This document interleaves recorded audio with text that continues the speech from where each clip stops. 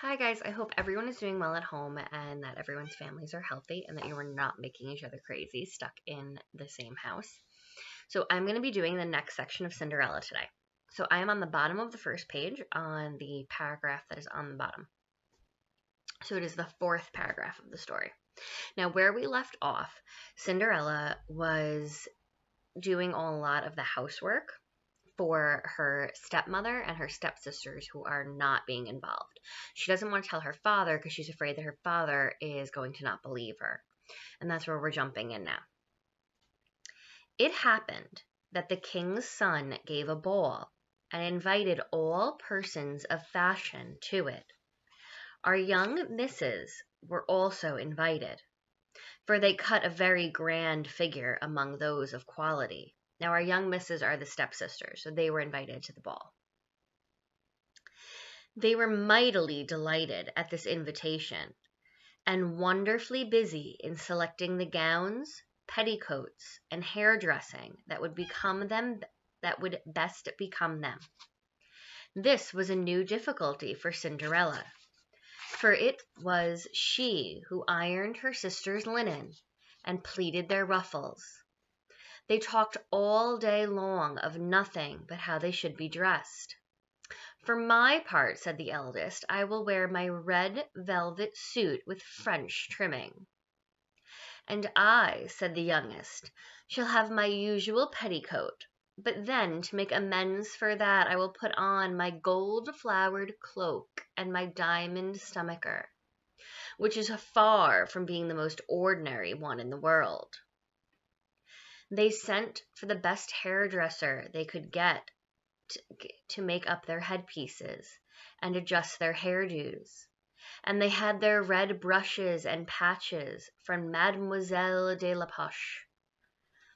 They also consulted Cinderella in all these matters, for she had excellent ideas and her advice was always good indeed. She even offered her services to fix their hair, which they very willingly accepted.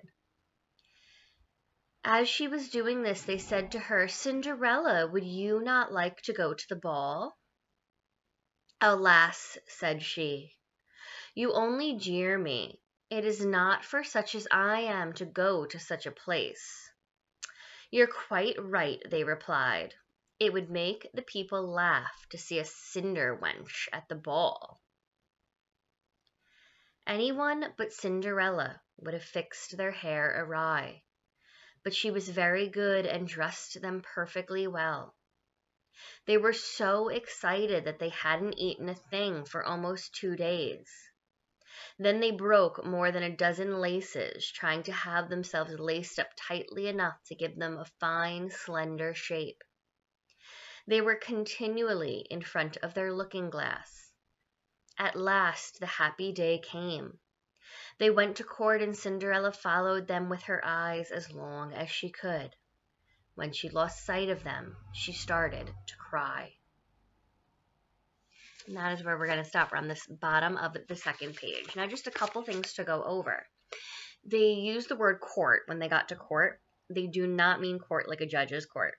Court is a word that they use for a king, queen, or prince's direct area, right? So I'm going to go to court to see the king and queen. So court in this is that they're going to the palace for the ball. And I want to point out, Cinderella did all of their hair and makeup and their dresses for this ball. So Cinderella wanted to. She could have made them look ridiculous, right? But Cinderella didn't. They do mention that anyone else would have, but Cinderella was not that type. And we're going to talk about what that means for their characterization. That's going to be one of your questions. Now, if we look back, remember that characterization is the way that a character behaves and what we know about them through their actions, what they say, and how they react to others. So we don't characterize somebody as being beautiful, but we would characterize them as being kind. Okay? Now, there is a time and a place for physical characterization, but when I ask you to characterize somebody, I'm not looking for, oh, she had blue eyes, and we've gone over that in class before.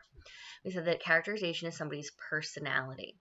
So one of your questions at the end of this video is going to be to characterize Cinderella and give me how you know. So you're going to give me a personality trait, which can be one word, It could be that she's mean, which I give as an example because we know she's not.